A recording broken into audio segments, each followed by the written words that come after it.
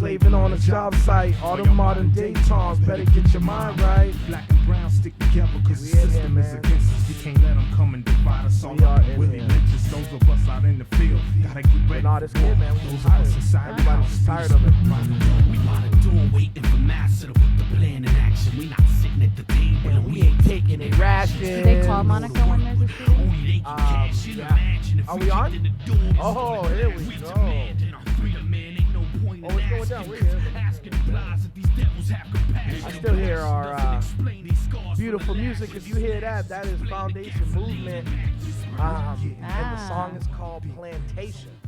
Nice. So we out here showing love to the local artists. Love it. What up, what up, what up? We are live. This is Activist Hour. I am your co-host, Calvin Feliciano. Our host, Monica Cannon Grant, is on site of the latest murder. And it looks like number 25, I think, right now in Rosendale. And it's really crazy. So, yeah, don't know what to say. And we're going on tonight, and we have a candidate for at-large Boston City Council, Alejandra St. Guillen. Hey, what's up? It's good that you're here. Thank you. My favorite challenger by far. Yes. By far my favorite challenger. I'll let that be known. I think I've said that before. I got a chance to stop home before I came here. I was Yep. picking up the kids from camp, and I was picking my shirt, and this one spoke to me because I feel like this one is you. I love it. This one spoke I to love me. it. Love is love. Black lives matter. Climate change is real. Immigrants make America great. Women's rights are human rights. That's right. I was like, ding, I saw it, and I was That's like, oh, right. that's Ale. Yes, this is what I got to I rock love today. it. I love it. So how are you? I'm good. Yeah? I'm good. Yeah. Like I said before, it's this campaigning is a funny business, and it's up and down, and one day I'm great, and one day I'm like, I can't do this anymore. Right. And I feel like we never talk about that, right? Like, I know everything I post is happy and fun, cute pictures of my kids. And I said I'm gonna just start posting when he's having a meltdown when I'm trying to leave the house and I got We gotta 10 see minutes that. to get. Right. It's just insane. Right. It's insane. And but it's all good. It's good. It's been overall more positive than not. Yeah. It's had its challenges. I like the videos of y'all canvassing together. Yeah. I like the videos. I know. We gotta right? see moms. We He's- need moms, Yeah. and especially black and brown moms, Yeah. to just take government Yeah. for a while. Take it for a while. As a heterosexual man of color, I'm down to give that up. Black and brown moms just take Yeah. government for 20 years yeah. and get this yeah. right. And get it right, and then, the rest of y'all can come back and Right, maybe. I mean, and hopefully. maybe maintain what we fixed. We'll have more time on Earth because Yeah. y'all will fix the whole climate problem. Exactly. So we'll have more time on Earth. Yeah. But all right, so you are running for Boston City Council Yes. at large. Yeah. For a good week for you, by the way. Yeah. Big It's a good endorsements week. rolling out. I know. People It are was a getting good on week. board. It was good. Yeah, it's been a good week. I've been, I spent, as you know, many of my years as advocate and Right. working in both the State House and City Hall, where I met a lot of the people who are now coming out, and Right. I worked with them, and so it's been really awesome for them to come and support the work that I've been doing and the work that I did alongside them. Right. And so I've been really grateful for the support, and yeah, it's been awesome. It's been a Someone good was week. just telling me on the phone today, we were talking with a Boston political, and they were like, oh, I'm surprised at some of the endorsements. I'm surprised by some of the, and I'm like, what people don't know is that you've been out here for a grip. Yeah, for a while. I'm like, it's been a while. It's been I'm a like, whi- yo, she look yeah. great for her age, but she an OG out here. Like, she actually been out here for a minute. I know. I hate in the Globe whenever they write about you, they put your age. I'm like, y'all don't need Damn to. it, Why do you need right. to tell everybody my age? Like, but no, I've been. 'Cause I remember you going back at least to 2004. Yeah. At least Yeah. 4. Yeah, when I came back to Boston, I was a teacher at the McKinley School, and Oh, hey. then I was doing nonprofit education work in Boston and Cambridge with 7th and 8th graders. And then I met Diane Wilkerson, and she took me under her wing in 2007, I think it was. And As she did like every black I and know, brown leader I that know. has ever done anything. we're like this like alumni club, which is it's amazing, you know. I feel like I meet people all the time that work for Diane, and that really opened my whole world, my whole perspective. But that's really where it all started. I feel like I guess we got to start there because Yeah. it's like two things that I love about that. One, I saw her recently. Oh, good. Here we go. Sorry, I was looking for our No, video. no, I'm like, no where's her worries. feed?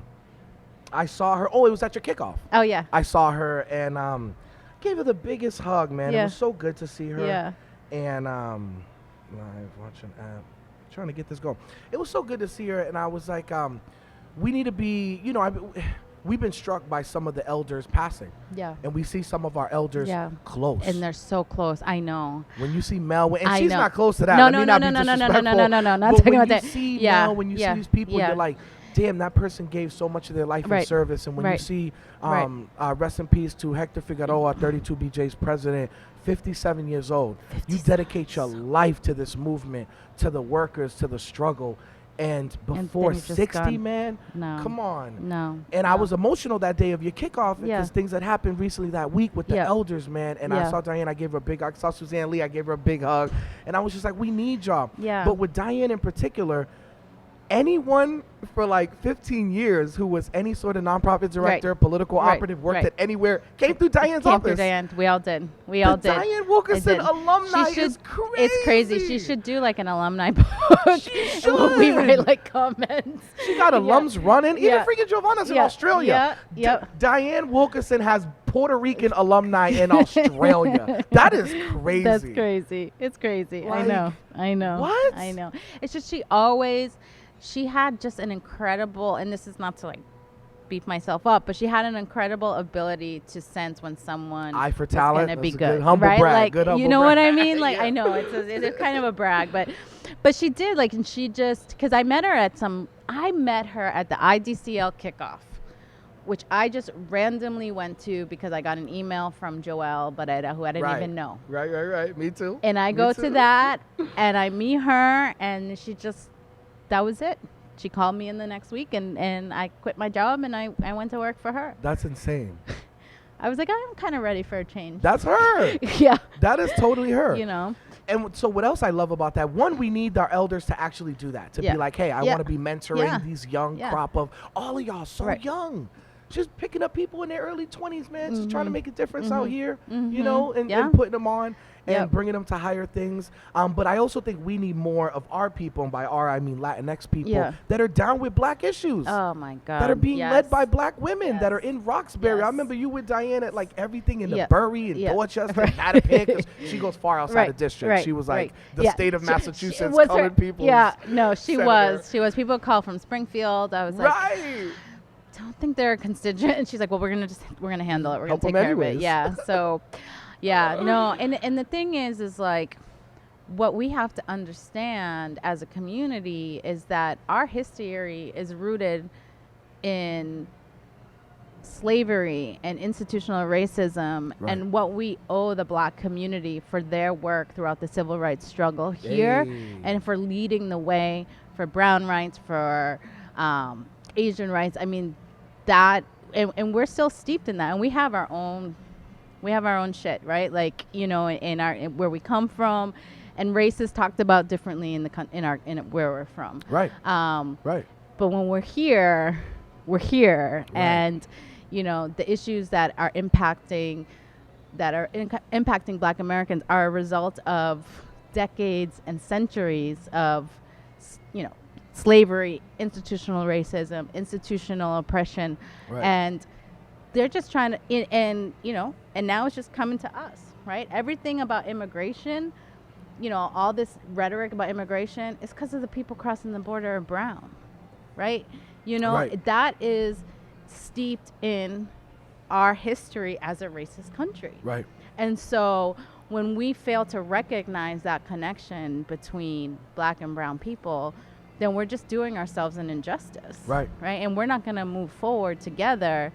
We're not going to move forward, period, if we don't move forward together. Right. And I've always seen that deep connection, because the struggle for civil rights was a struggle for human rights. Right. Right. Struggle for immigrant rights is a struggle for human rights. Right, right. You know, all of this is connected. So yeah, and working with Diane was really an eye-opening experience about, you know, seeing a strong Black woman really just a commanding force. Right. In the halls of the state. I mean, sometimes I feel bad for people. I'd be like, Right. you know, tore him she in, I was like, right. I was like, are you okay? Yeah, Do you need yeah, water? yeah. Because, you know, she just basically, Right. she took your argument, she like picked it apart, she Right. threw in some grenades, she cooked it up, she fed it to you. Right. And now you're going to eat what she's giving you. And, Right, and I just right. be like, oh. Shout out to the Yeah. goddess of Roxbury, Kim Janey, by the way. Ah. You saw her tweet. Crazy constituent, man constituent. I think I know who it is, ironically, because Wait. I was talking to someone who was walking in there. So I think I know who it is, and I will absolutely get in that person's behind when I get a chance. But said to her, you need to be a little bit more subservient. No. And she kicked the person right out the office. oh, I checked wasn't them, there for checked that. them, City Oh. Hall yesterday. And so she put it Oh, on at Twitter. City That's Hall why yesterday? I'm bringing it up. Yeah. Yeah. Went to her Oh. office, and you know from these circles, activist men, right? Right. Activist men. It's something Right. we have to own and change. Activist men are mad misogynistic, right? Yeah. And we want our power. We want our power like the white man has his power, Right. and we want Right. to oppress our women the way Right. the white man oppresses his women. Right. Like we Right. we equate our power with like white supremacy. We just Right. want it to not be white supremacy. We just wanted to be yeah. Right. So Yeah. we, you know these guys, these kind of guys that do that Yeah. kind of crazy stuff. Yeah. Yeah. So said Yeah. that at a meeting. Yeah. So shout out to the Roxbury goddess Kim Janey. Love Kim Janey. And no male weapons against her shall prosper. I assure you. No. And it's just not the time to be coming for Black women, yo.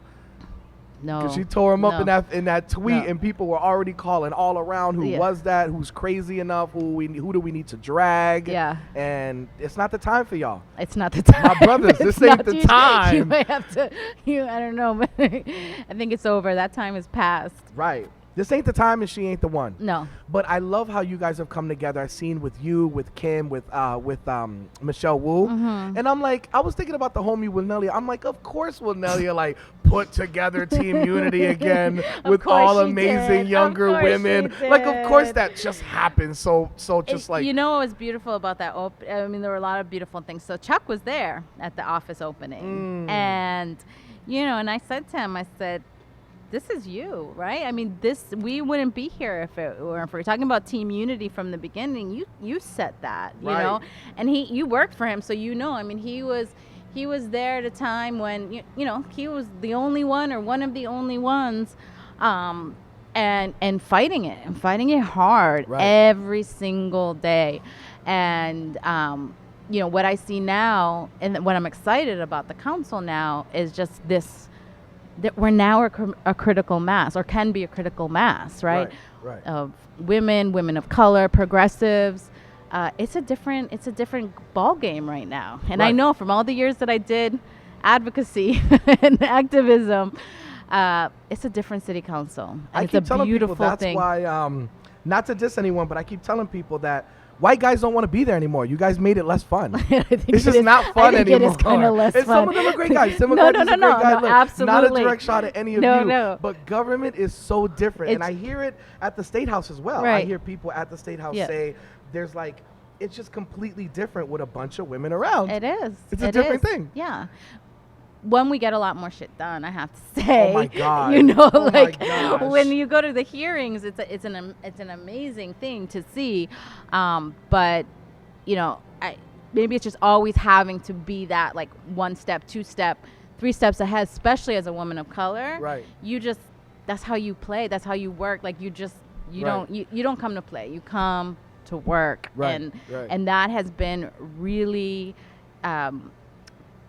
prevalent on the city council, and it made me think, hey, maybe I want to be a part of this, know. Right. So, but it's a great group, and being at the office it's a beautiful thing. It's a Right. beautiful thing. We have all our volunteers and our staff in there, and thinking about what can we do to make it more open, to bring. I mean, it's open all the time. Anyone can come in, but what should we host? Because the office party was like, you know, it was a party, but it was just a very community building, beautiful event. And like Right. I said, having Chuck there, Sarah Ann Shaw was there. I Right. mean, it was like, Oh, yeah, the OGs, it's the man. OGs, and we were just like Oh, so grateful because we were standing there because they stood up for us before we were even born. right. And that's crazy. Right, That's crazy. right. It's crazy to think about it, but like, it's true. It's It's funny. I true. fan out to stuff like that because I grew up watching these people and grew up watching Chuck and Felix and being so like just into it. You know, I was 17 when I first got in, and it was just so cool. And so when I see these people, Mel Yeah. or Sarah Ann Yeah. or Diane, I'm just like, oh my God, you're Diane, you're Yeah. Sarah Ann, Yeah. you, Yeah. Yeah. They fought the good fight, you know, and we have to remember that, and we have to honor that, and we have to, it's because of them that we're able to do what we do. Right. Yeah. I love that. Yeah. Okay, so we'll get started. Yeah. Do you want to get? So everyone got a few tough questions. You have 2 of them, and we alluded to one. Do you want to talk about the one? Sure. You want to start with tough questions? Sure. Okay. Brian, we'll start with term limits. We're going to go out of order because I figured it leads into it. So we're talking about how amazing and diverse the Boston City Yep. Council is, right? Yep. And I agree with Michelle Wu that it would not be as diverse if they even had 4-year terms on the counselors. So where do you stand on the term limit thing? Term 'Cause I limits, heard it seen it- absolutely. Uh-huh. Term limits, absolutely, on every single elected office. So we're saying for the mayor something like in 8 years, and for a I'm council not something saying like what 16 it is, or but whatever. I'm not But saying something. what it is, and you know, but we in Massachusetts, in terms of contested races at the Right. state level, we're 49th. Right.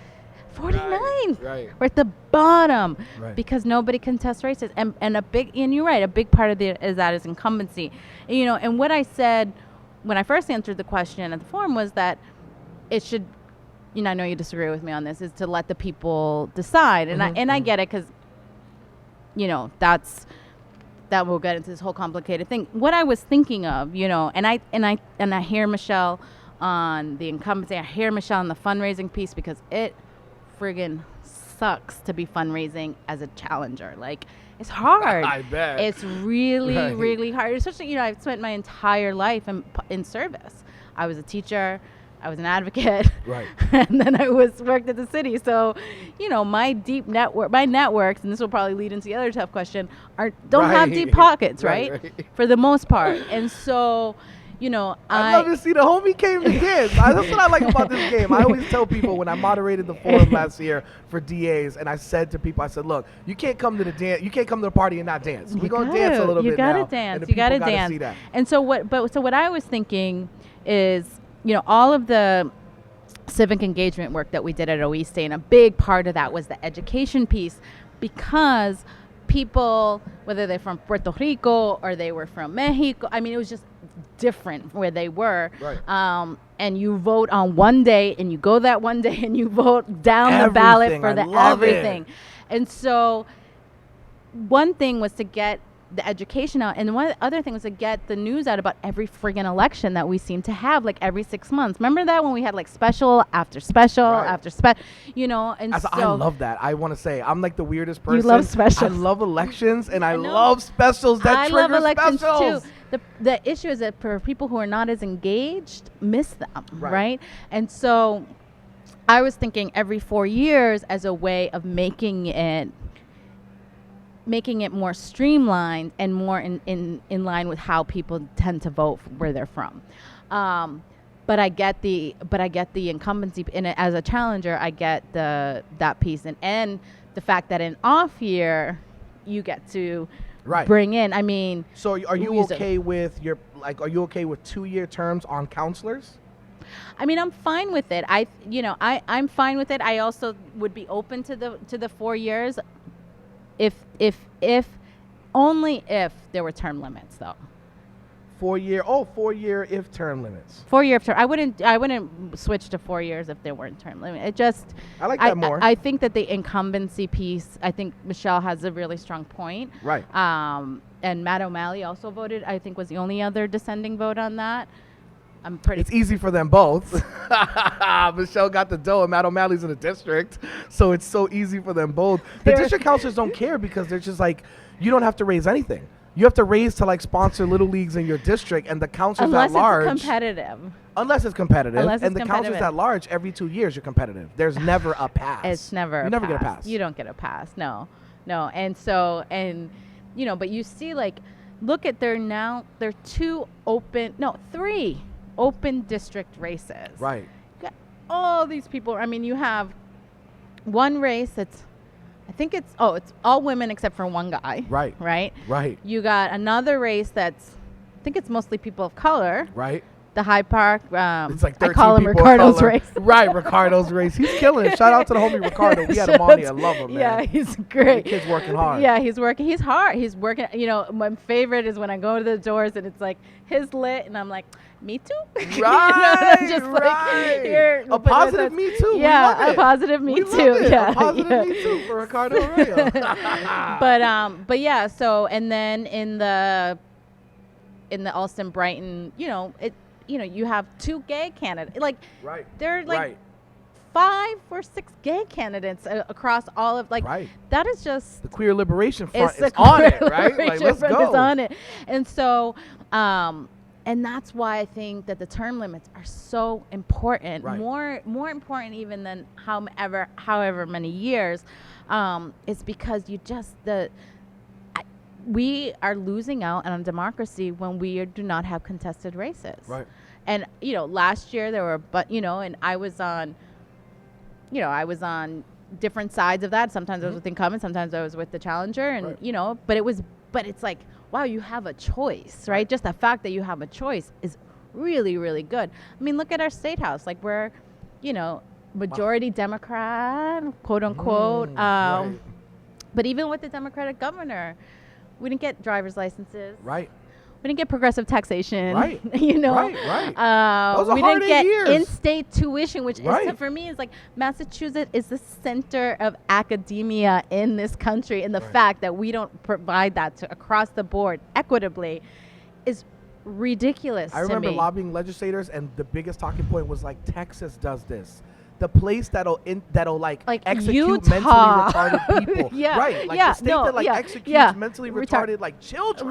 Right. Is doing right. this. It's doing this because it makes sense. Right. It makes sense, and it just makes me so angry because it's like, yeah, we're a Democrat, we're not a progressive front though. Right. And we would be a more progressive front if people were contested across the state. And I think there's been some movement towards supporting people who are doing the contesting, and I think that's a good. I think Jamie that's a Eldridge good said thing. we should do more of it, and they're not happy Not with happy, him in the no. building. But I thought he was right, so shout out to Jamie Eldridge. Shout out to Jamie Eldridge. They're never happy with Jamie in the building. not happy So with Jamie in the building. he's a cool guy, and he knows, you know, he's got his values in Right. the right place. And so, but that's really where I came from. That, you know, is just that for me it was an education piece, it was a streamlining piece, but that it shouldn't happen without term limits. Right. I love it. This is so funny. My baby mama gonna jump on this live. She gonna jump on the live and say, "Shout out to Calvin Jr. doing the work behind the scenes." I see that. That's He right. ain't get no pass. That's Come on right. now, Gina. Don't. You see him on TV. That's right, Gina. You see him on TV. You gonna put me on blast like that? Yeah, the boy's working. He's gotta He's be working. working. He's 14 working. and a half years old. He just ain't gonna sit up here and play Fortnite the whole time. He's not in school. Right. They're the camp. Oh, okay. And they They got have out. homework? Homework. They have summer reading. Oh, okay. Summer All reading. right. Okay, so where do we go? You want to go to the other hard one or no? Dale. Yeah? All right. You're ready to go. I love it. Okay, so the big one that also comes up a lot is charter schools. People Yeah. feeling like, you know, it's obviously charge people within that movement, Yeah. the perceived closeness of a spouse working within that movement, Yep. and people feeling like, even though I have felt, and I always say in the defense of you often, I'm always like, her actions have been clear, though. It's not like Yeah. she's been saying Yeah. one thing and doing another. Right. 2 years ago when that was the case, Right. the same people tied, the same people who support you now that happen to work in that movement support you then when Right. you were on Right. their side. Right. But it still makes Right. people uneasy. So what Right. do you say to some Yeah. of that? They're just worried. And I think that's fair. And when you run for office, you need to be prepared to have every single part of your life picked apart and questioned. And, it's easy to get sort of defensive and take it personal. But what I've realized is that's not, people, they don't know you, right? They want to know you. They want to trust you. They want to be able to say, this is a person who's in office, will fight hand in hand with the teachers union. We'll fight to bring more funding to our schools. We'll put the district first, right? And I've always said, I've done that. I've always done that. right. I've been a teacher. So that I've always done that. Do I have friends that have differing opinions than I do? Yeah, I do. Me too. And I think that that's okay. And we have, Carrie and I have very spirited conversations. Right. She too. we have very spirited conversations. But I'll tell you this, and I've told it to everyone. You may disagree with Carrie, but she's coming from a place of good, and she's coming from a place where she really believes the work that she's doing is going to have an influence on ending the school to deportation pipeline, right? I mean, school to prison pipeline, which I've been working on. Oh, we already? Oh. Okay, we got a caller. Caller, who that? Who there? Hello. Hi. Hello. Hi. Hi. Who are we talking to? Dakisha. What's up? What's your question?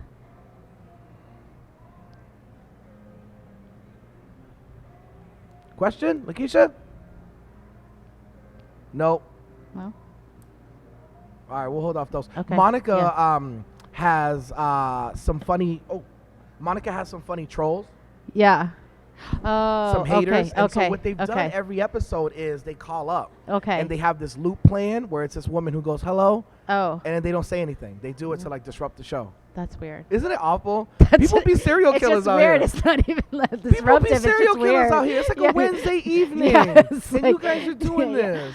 There's just so much. Anyways, You're that's at your house and you're like the- calling in. Yeah, So but anyway, no. anyway, so that and so I've explained that, and my And I wife. appreciate you. I saw when you said at the Ward 4 forum, they asked very directly, and it was funny because that night I got on a political group chat Yeah. with some people that know that I'm a big supporter, Yeah. and they're like, oh, wow, your girl said that charter schools were a net detriment to the city. I'm surprised she, and I was like, why are you surprised? We've been saying No. this, like, what's up? And they were happy that you took such a firm stance Yeah. on that stage, but Yeah. I'm like, this is what I'm trying to tell Yeah. y'all. Here's who she is, Yeah. regardless. Well, because I would say, and I have, I've been to a bunch of, charter schools. I think a lot of them do really great work, but you can't deny that the economic impact on the district schools has been a net negative. Right. Now that could change with the change funding formula. Right. And I think charter school advocates would say the same thing. You know, Right.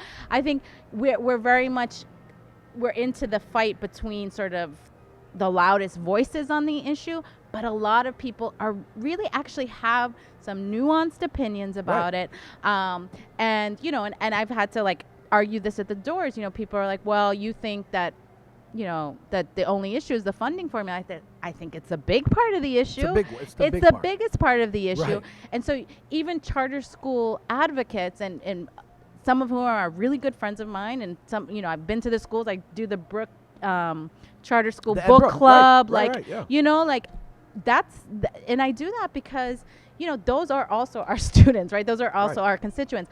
But at the end of the day, if you look at the economic impact Right. of charters on the district, that unequivocally is a negative. Now, there was someone else who's like gone to a charter school with a product and felt like that had really helped transform his life, and I don't deny that. Right. And that's not what I'm saying. And I'm not saying that we shouldn't have charter schools, or we shouldn't it's just the way that they're set up Right. is just it is pits pits public education against public education, and we Right. just don't have Right, the right. resources. And at the end of the day, like, fix the funding formula. Right. Fix the funding formula. Give the district the resources that they need to educate every single student. The state needs to do that, and the city needs to do that. I always say to people, I'm like, if the teachers can unionize and the kids are, and they're held to the same standards, not high dropout rates, not anti-black hair policies like we saw at that place in like Malden, not suspension rates, and if they make the lottery a little bit more like that, you grab every kid. Because Yeah. one problem I remember when I was coming up in the BPS Yeah. system is that they would take the kids who, number one, your parents looking for a charter school. Your parents looking So for a there's school, put already you in a that school, you element. already. You're already Right. one step ahead. No, absolutely. And the And if same you're with going to the be forced to take immigrant children, Yeah. forced to take Yeah. Spanish, Yeah. And yeah, you and know. you've seen that, and the Excel charter schools in Excel. East Boston have Right. done an amazing job with all immigrant children. Right. All, and they were the first to call me when Trump got elected. They called me and they were like, "We're scared. Right. We need to know what to do because our parents are freaking out." And I was like, I was freaking out too. So, but I was just like, well, we're gonna start. Well, we'll do legal clinic, and we just started doing it, and so, I think that what really bothers, and I get it, because question 2 is a bad question all around. Even charter school, even people who were for it, I think, could recognize that Right. and so it just led to this division where now it's all about question 2, even though it didn't pass Right. and it's not going, Right, right. but everyone always brings it up and brings it back, and I think that, if we fix the funding formula, and then what you said about, if schools are taking all the Right, then you have an opportunity. Like, But if the you're thing gonna is do a that we test for shouldn't it, even be in the situation where we needed to create charter schools to begin with. see, They were that's- created right. out of necessity because our district schools were not working. Right. When I used to organize across the state, because remember, I did a lot, years and years and years of English language learner reform, right? Right.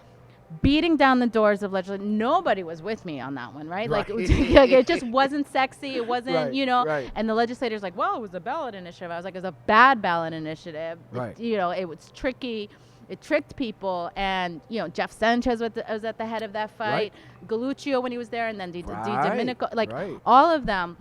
And we would go, and I would go with parents, and we would go to the different legislators, and so we ended up organizing coalition of teachers of ESL, and they became advocates too, because Right. I was like, you can do that. You can come and you can advocate, and you can help write the bill, because you know the curriculum. I don't know I don't know. And the first thing about it, what I Right. know is that the system's not working, right? And so when I organized across the state, parents in Lawrence and Springfield and Holyoke were like, we don't have another, like, the charter schools are our own option. And so, right. like, I got a different perspective there, that I was like, oh, because for me, it was always just a Boston perspective. And then I got a different perspective there. And each one of those systems were taken over by the state. So you Right. can't tell me that they weren't right Right, about right. it, right? And so the thing is, we can't go back. All we can do is move forward. We fix the funding formula. We give the districts the resources that they need in one of the wealthiest cities in the country, and we move forward. Right. That's it. I love it. I think that's the solution.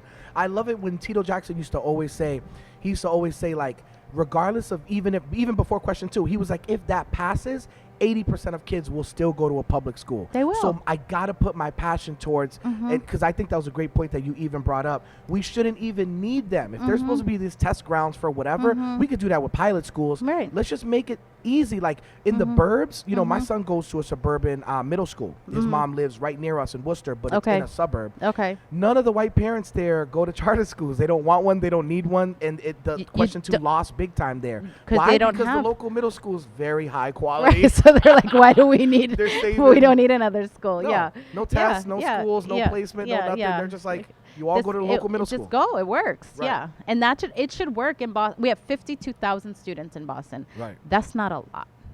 But what we have are the students that are the most impacted by traumas across our community, which I know we're going to talk about, Right. are most impacted by displacement, most impacted by violence, most impacted by deportation, and most impacted by losing family members to the criminal justice system every single day. And we do not provide our schools the resources to deal with that. I love it. All right, let's move to some of that. Yeah. Shout out to Yvette Luna jumped on, and she said, Hey, loving this, Yvette. C-Money.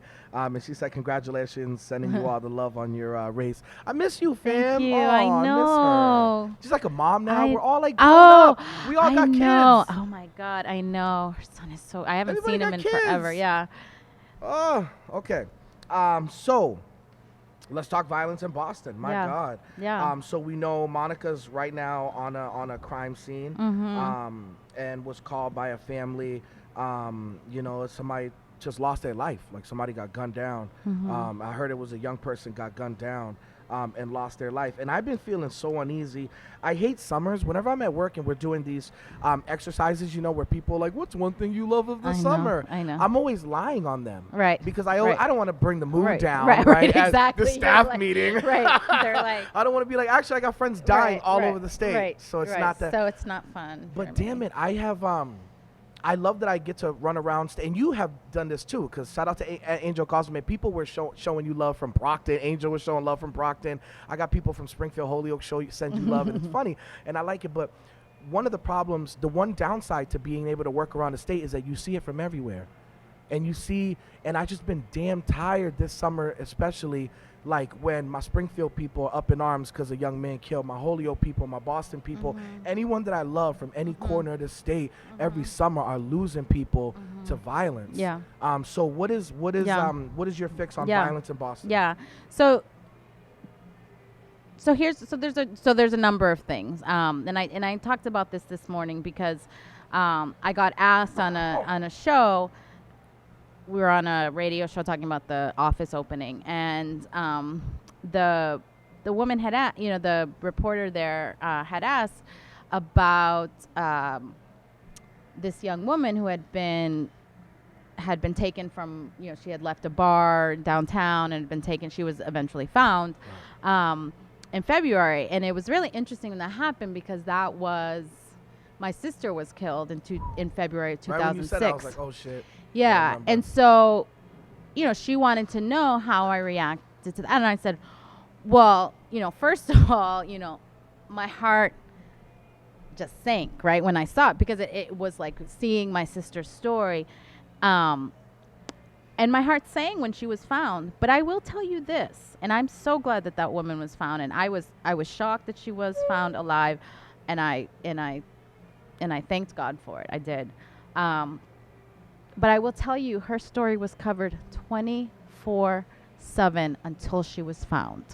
And we learned about her. We learned about who she was. We learned about, as we should be. And I'm not saying we shouldn't. We should be. But we need to do that. How kid got killed in Rosendale. How long you think that coverage is going to last? Not long. Not long. Not long. How much are we going to learn about his life, his hopes, his aspirations, his family? They weren't even releasing names. Right? And so, and that part of that is the media, and a part of that is also everyone needs to be able to empathize with loss. And you can't, if the people don't look like you, that doesn't mean that they don't hurt, right? And it doesn't mean that they don't deserve the coverage, and it doesn't mean that we shouldn't be out there every single day talking about what are the factors that are leading to the violence. I think Monica, has and I've been dying to sit down with Monica because I follow her on Twitter and Facebook, and just her putting people and people that she loves too, but she says she does not hold back. She's like, what is like, where in the budget are we dealing with violence, right? And so violence is steeped in poverty, it's steeped in institutional racism, it's steeped in our displacement crisis, our deportation crisis, our school to prison pipeline crisis. All of these are the issues that we need to be addressing day in and day out to address violence, to address trauma, to address communities that are torn apart. Because when you lose one person, whether they're killed, whether they're deported, whether they're put in jail, you're not just impacting that. At the very minimum, 10 people are impacted by that decision. And so, and I've always said, you know, and so she, you know, I think she thought she was going to get a different answer about that. My sister's case was covered very widely, you know, Right. because people could empathize, people could relate because she was young and she was beautiful and she was a grad student. And it should have been because she was a wonderful person and Right. she was an amazing person and it was a very tragic story. It is very tragic when anyone dies and Right. when anyone is killed. And if we're Right. not giving that same level of attention and talking about it, Right. then the Including- answer is not. We can't. I mean, you can ask for an answer. I don't even know what the answer is because we're not freaking asking anybody, right? Like, do you know Christian White? Of course. So, like, have you ever been to any of his sessions? His No. so I've seen him on live. it's really And you know. he was on here. Shout out to Christian Brown. Oh, hey, Christian. No, he just, you know, puts a different perspective up there and says, okay, these are people, you know, they're not service providers. They're kids who've been involved. They've been gang involved. I've been gang involved. I've been arrested. You know, like he just puts it out there and gives real. Like the last one I went to, there was like almost a brawl, and and Right. it got tense real Right, fast. right, I actually right. walked in when that was happening, and I was like, my field director's like, what's going on? I'm like, Right, relax. right, right, you right, know, right. I You're was like, like, it'll chill. be fine. It'll be Right, fine. You right, know. right, right. Shout out to my field director Tyler. Love you. Right. So, but like, you know, but it's like those perspectives are not being heard, right? Right. And Monica's perspective, you know, it's like she has to fight and fight and fight just to be heard. To get heard, right. And that's and the Right. thing is, if we're not 'Cause listening she's to never the saying people on the something front, comfortable. She's always She's saying always- something that's she's- going to make you uncomfortable. of course, and it's uncomfortable. Right. And it's uncomfortable to talk about disparities between how we cover black crime and white crime. Right. We just, I mean, anyways, I could go on all day, but I think it's steeped in all of these issues, and we need, and that's why I really want to sit down with Monica, because one thing that she talks about that I really want to get into the weeds on is that how do we budget through an anti-violence lens? Right. There's a way to do that. Right. We just have to figure out how that That's what my, that is. That's my next thing, which is the city budget, right? So it's almost $3.5 billion. Mm-hmm. We are, you know, I guess the first question is, do you think we need more revenue, and where does it come from? Because a lot of y'all are talking about things that you want to increase, right? Right, of course, exactly. You're You're a candidate. I That's love what you how do. honest. I love the honesty. That's what you do as a candidate. Y'all are asking for things, and a lot of these things cost money. And the truth is, when people say, thank you, sir. When people say that you can find money, so there's not a lot of slush to find. I mean, there's just not like you. Well, because we're not demanding it. We're not looking for it. Right. Right? I mean, you can't tell me. So this is, you know, something that I always envision, you know, and I have ideas, you know, on how we build the acquisition opportunity fund. The end of the day, if we want more affordable housing in Boston, the city is going to have to compete on the regular market and start buying shit up, a lot of it, and quick. Right? So the Because city buy up property. buy it, keep it affordable. I like that. Buy it, keep it affordable. I like that. I've Like, seen Mel King talk about that. because the thing is at the end of the day, 13%, 20% affordable, and the affordable is set by the federal government when it's quote unquote affordable. The city buys it and sets it, and they set the rate, and they keep it affordable. That's a big capital investment. But Hey, Monica. Hi. Yo. All right. Okay. All right. So now But you got to move a Okay. good amount over. Sorry.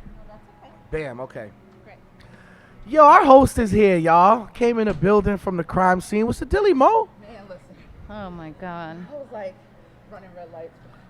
I can't believe you got here from So Rozzy. I left Rosendale, popped into Kim Janey's joint. and Oh, you came did. here. Wow. I'm a politician for real, for real. Yeah. Making the rounds in Yeah. that Dookie gold chain. What's up right now? Hey, man. What's going down? I changed in the car because I had on my trauma stuff. You like you going to an 80s party. This is so 80s. So disrespectful. I love it. I- It's just wild over there, just FYI. Listen, It looked wild over there. don't. I know. It Don't. looked Like, wild I'm over so there. mad. I'm so yo. You don't even understand how mad I am.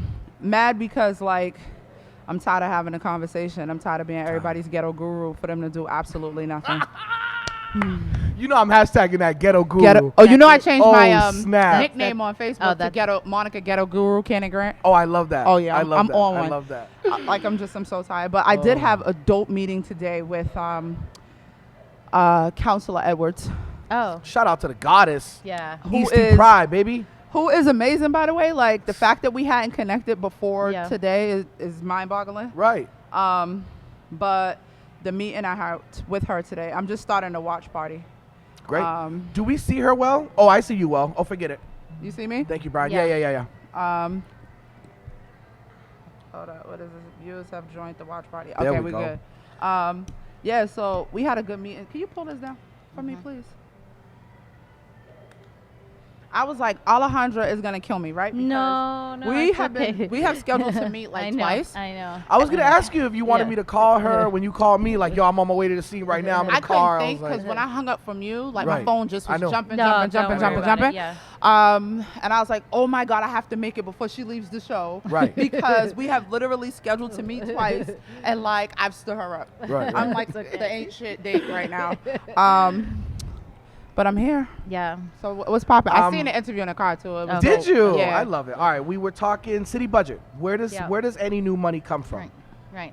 So what I was talking specifically about buying affordable, buying housing and keeping it affordable, and the city's commitment to do that. And yeah, and part of that's going to mean that maybe some developers have. I don't know if they make $1 million profit as opposed to $2 million, but it's like we are in a position to negotiate that Right. because Boston's hot right now, right? People want to be here. People are coming from all over to be here, to work here, but it's not working for everybody. Yeah, because they And can't afford it. You 'cause go they poor can't living afford here. it, you know? Hold on 1 second. Can you ask your son to bring the snacks? Calvin, bring those snacks, please. Yeah, I haven't eaten. I left a crime scene and came straight here. Oh, there they go. Good. I was gonna say, do we have snacks? Oh no, I seen the snacks. You were like, I was thinking of. I love how they weren't priority though. You were like, I'm thinking of priorities. So I go to the snacks or hurry up and get to the mic. Yeah. Yeah. Jeremy, you want? Thank you, brother. Hey, Get a snacks. get We a got snacks snack. for you. I know she's hungry. She's Um, hungry. So like, Oh, bendito. Yeah, You didn't even get I- your McDonald's around the corner. Do you No, want to say something I- about that? I on the usually air? I usually stop at McDonald's. I should have. Yeah. But I love this idea of the city buying up land and buildings, whatever, just going. You and because- keeping them affordable. Because the thing is, you can't build fast enough. The definition of affordable isn't really affordable because it's based on an area median income that's larger than the city in Boston and Right. includes places like Brookline and Lexington and places where obviously their median income is significantly higher. Right. So what I say as a city, we need to use our muscle. And Lydia Edwards actually has a really good idea about the luxury tax, right? Right. The luxury Right, sale right, tax. right. At 6%, and then I think like doubling it if you flip it, right? And so when people are like, well, the money, where's the money going to come from? The money is there. You just have to demand it, right? Right. And I think we are in a city that we are in a position that we should be able to demand it because people want to be here, right? And so, there's other progressive, taxation. There's the Fair Share Act. A lot of it is going to be how you be a strong voice at the state level as well. And, the Fair Share Act, Mike Connolly's bill to give, to put control back to the cities. So if Shout they out to wanted Mike Conley. shout out to Mike Connolly, so that they don't have to go through friggin' home rule petition Right. every single time Right. that they're going to make a decision on taxation. And so in CPA was a good thing that the CPA was great. zero CPA was great. Could be bigger, Right. And then full prepayment. Can we get our pilot payments, please, from the universities and hospitals that are benefiting from Hospitals, being in huh? the city? Okay. So let's talk about that because that's a big one for the bean. Hospitals. No, you That's know a- why I wanted to talk about hospitals Why? after my run-in with the surgeon from I MGH. know. Hey, Mo's baby daddy and wife were potentially about to burn down a hospital. Monica's wife and husband were about to burn down this hospital because they were, being crazy. Treated bad.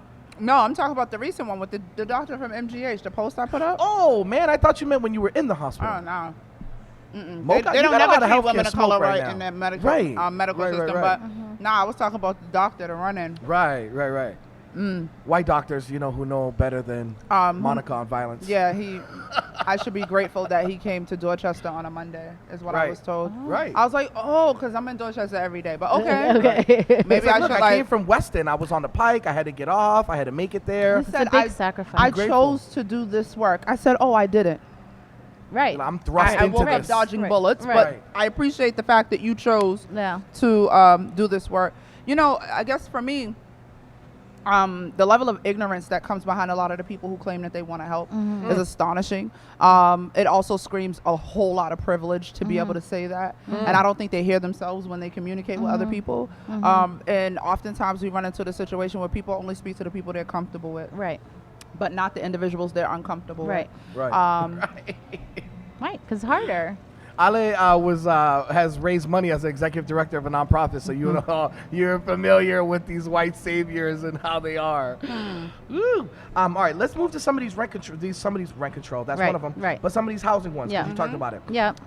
So you support Lydia's flip tax? Oh, yeah. I was assuming The yeah, you luxury kinda said and it. the flip. The Yep. flip and the luxury. I Yep. love it. That's what I was Yep. going to ask. Yep.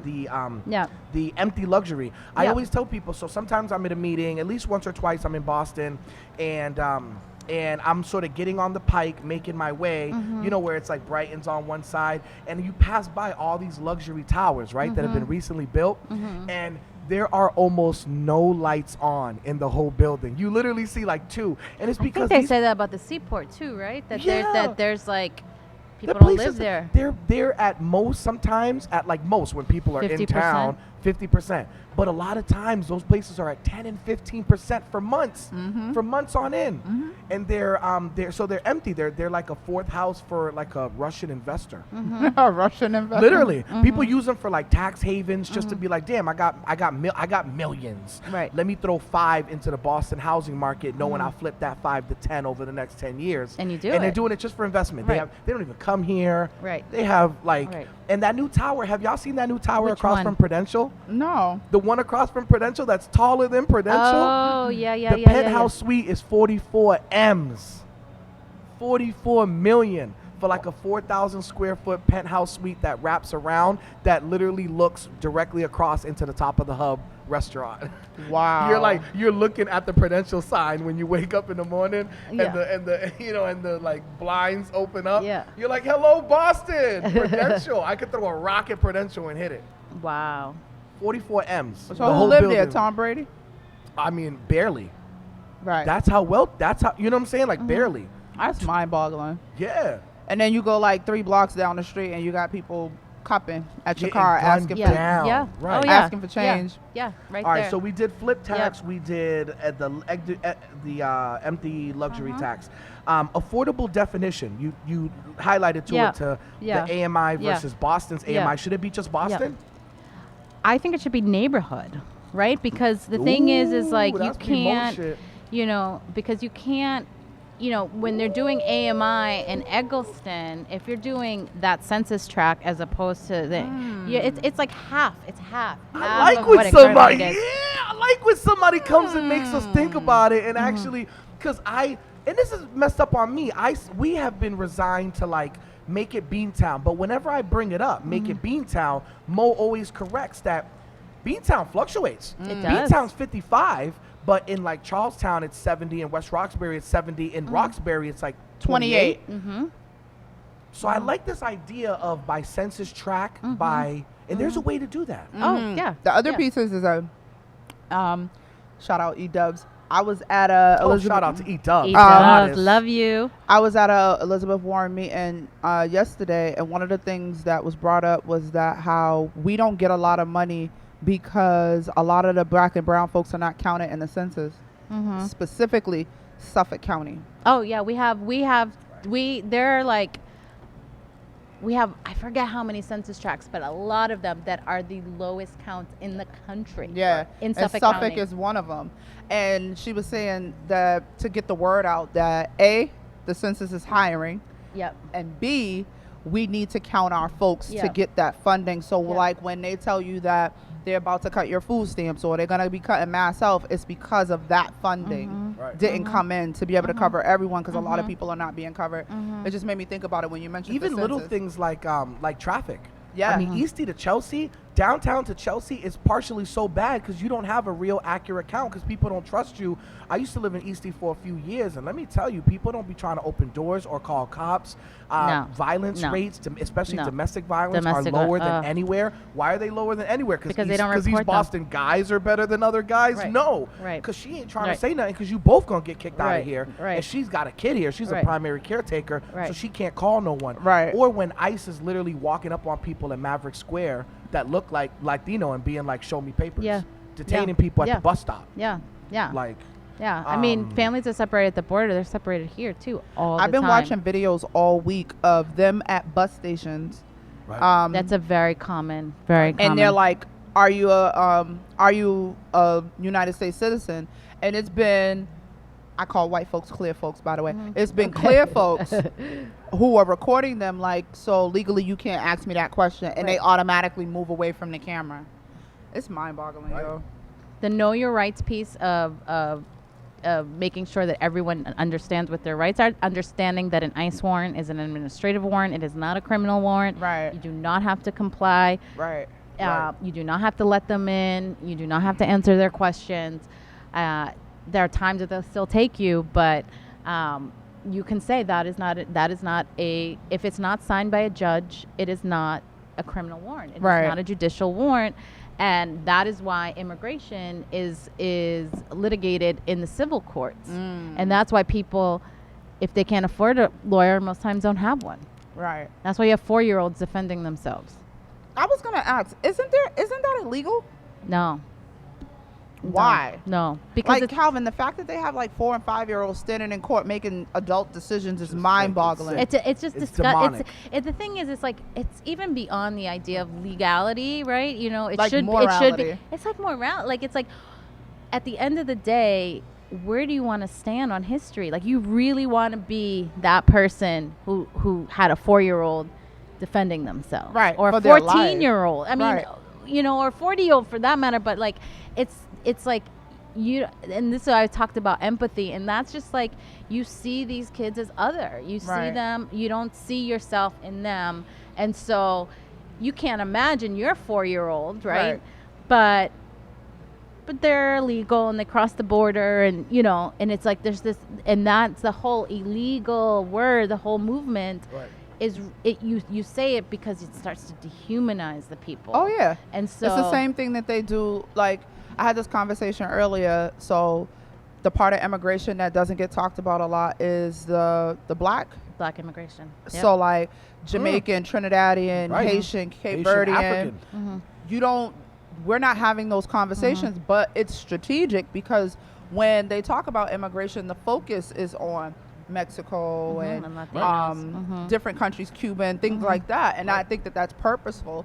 And while they're doing that, they're like deporting Haitians ridiculously. black. Trinidad, Right. Jamaica. I had a young man from Jamaica. ICE put a ankle. I didn't know ICE can put an ankle bracelet on you. Yep. ICE put an ankle bracelet on him. And I was like, ICE put an ankle bracelet Yeah. on you? Yeah. And he's like, because I won't surrender my passport. Right. And I was like, it's just mind-boggling how disgusting. It is just a disgusting And it's system. draining, too.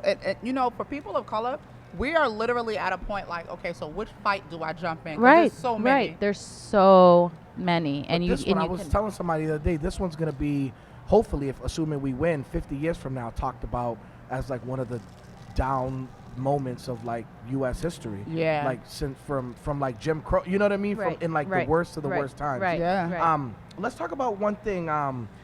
Rachel Rollins is 15. Yep.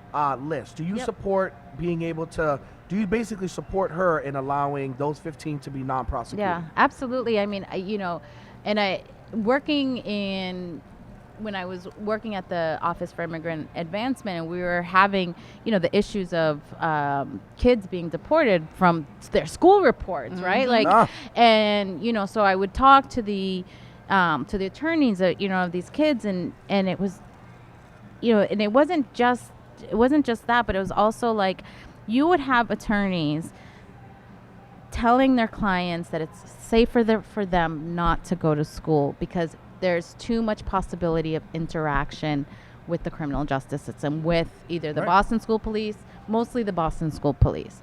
And so if you get frisked 4 times a day and you're a kid and you do stupid shit when you're a kid, like that's just, that's what you do when you're 16. And it's like, you just came from the country, you don't know the language. Frisk 4 times a day. That's how you know Alice from the projects. FYI. She from this, she from the bricks. People don't realize that's our story. Getting frisked like 4 to 10 times a day. Because every time they see you, they chase you down. They chase you down. And so no, it doesn't happen, Calvin. Like, we have white surgeons who are going to stop gun violence because they show up to Dorchester on a Monday. It doesn't happen, Calvin. Weston. But I think, so early interaction with the criminal justice system, in our criminal justice system that is not about reformative justice at all, Right. Only leads to more criminality. And we know that the disparities between who gets arrested and who gets arrested for what. So I think it's that's what she ran. The thing is like, that's what she ran on. Right. She ran on that reform. She ran on a platform of reform. I didn't think she was going to win. I just love her, by the way. People across the city voted for her. Yeah. And because I think when you start to talk about the disparities and you talk about the disparate outcomes within our justice system, people are like, oh, right. Okay. Yeah, no, that's, people shouldn't be locked up for drug abuse. People shouldn't be locked up for, I have one whatever. connected to that. I love where you're bringing us here. We are in sync because one that we've talked about here a lot is safe drug use sites. Mm-hmm. And we say drug use, me and Mo, all the time. Because of the crack epidemic. Right. So, okay. One, where do you stand on these safe drug use sites? I say drug use, so it's not, if Bob Flaherty from Quincy is going to be on Methadone Mile and go to a safe site, then Shaky from Dudley should be able to go there, smoke crack, and also get the same services. Do you where you stand? Hey, we love Shaky. Like that, we love Shaky. So yes, bring that so flavor bad. over there. And you know what? I want somebody to talk to you. I want somebody to give you a pipe. I want somebody to talk you through it, get you into some. You know what I mean? I want you to be able to. So where do you stand on those sites? Safe drug use. Yeah, I mean, I support. I've always been upfront and support the sites. I think, we look at drug, and you're absolutely right. I've been saying safe injection sites the whole time, but you're absolutely right. It's like how we even address issues of drug addiction in this country is steeped in racial inequity and inequality. But we need to be doing something. We need to be doing it now. And if people have a place to go, they have a sickness, they have a place where they'll be safe, where they'll get the help that they need. And they're not all going to take it. I know that they're not going to walk in and be like, okay, I'm suddenly saved because, I got this brochure. But it's like much more likely for that to happen if every single time you have someone there, you have another option. These are your options. This is what you're going to do. And also, it mitigates the issue of the needles outside, right? Because that's the other thing. Yeah. And shout out to Domingos and shout out to Leon for doing that whole needle campaign Needles thing. in the park, heroin in Boston, baby. Like Orchard Gardens, that school, those kids can't go out at recess. Right. Because of the needles. Right. And like a box was placed there, but no one's using the box. That's like, right. Giving somebody a phone number after something tragic has happened and say call for, like, it doesn't happen. It just doesn't. Because who's gonna walk over and put it? It just doesn't. It doesn't even. I just shut up. I'm going to put Smarter my than needle this. in the box. Come on. now. I'm just gonna go people can't Because even I am throw a their trash away, responsible right? drug addict. It doesn't. It's like if you're not gonna do the smart things, don't do the stupid things. Right. So I think that they've been shown to work where they've been placed. and it just makes it makes Right. sense to me. I like where you're coming from. Sense. I Right. feel like in politics we Right. always get caught up in What's the the political moral right piece and thing, what's yeah, like what do you yeah, politically say? yeah, Because you yeah. think of like someone going to use drugs and they're like can't say that. The Right. truth is where it's been Right. tried, it's Right, it worked. works. Right. Multiple places from Right. Europe Yeah. to South America Yeah. to North America. Yep. We got 3 continents for show, Right. Right. Right. including Toronto, right near Right. here, which is like Right. the Canadian New York. Okay, can't with it's the Canadian New York. It's New York. It is. It is. It's New Yorkers. They Isn't even- that where Drake's from? right? Oh, okay. Right. That is where Okay, Drake's so let's move into one of the big ones: elected school committee. Mm-hmm. What are your thoughts on going back to an elected school committee? Is it all elected? Is it fusion? What are you thinking? Yeah, about? it's been really interesting on the campaign trail because a lot of I think you had Dave Halbert on here a few Right. weeks ago, and we were at a forum together, and he laid out his plan for I think Good. it was half appointed, half Hybrid. a hybrid, but it was also very specific about where the appointments come from, and I think that the issue with the school committee is independence to be able to make so that the superintendent and the school committee can make tough decisions independent from the mayor's office. And I'm not knocking the mayor, I'm just saying in general, we are a city where a huge part of our power rests within the mayor's office, and it gives less there's less advocacy, right? Yeah. There's not less advocacy, but there's less results from that advocacy because you're advocating to a committee Right. that's not accountable to you, right? So it's just like To some people who've already made their it doesn't decision. make any sense. And so for me, whether it's elected, I understand the issues with the reason why they went to appointed, other than just more power for sitting mayor at the time, but also Right. was they couldn't get a person of color because it was all at large, right? And that was the same thing with the city council. And then we made district seats, Right. and we're gonna have majority people of color council next year. Like, Right. however this plays out, that's going to happen. The numbers are there to support that Right. that's going to happen. And so we're in a different city. We have a different electorate. So I trust that we'll still be able to keep it diverse, even within an elected. I think the hybrid is interesting, and I think having it appointed, there's one thing that they could do tomorrow that could change is give the student representative voting power.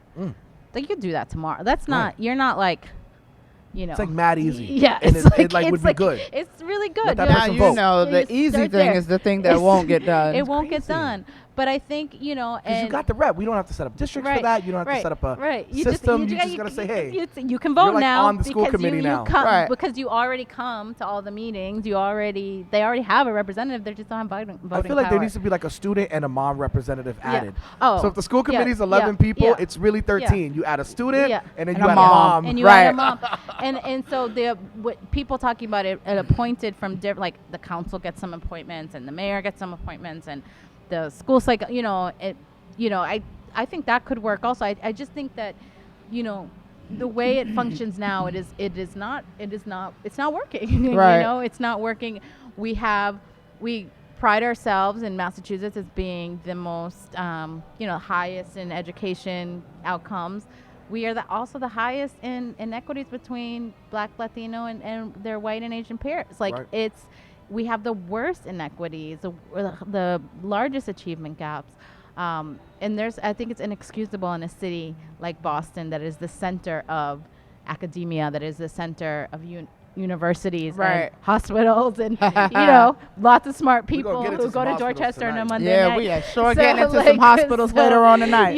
So I really think that's an important piece is how do you build that independence and how do you create a pathway to advocacy.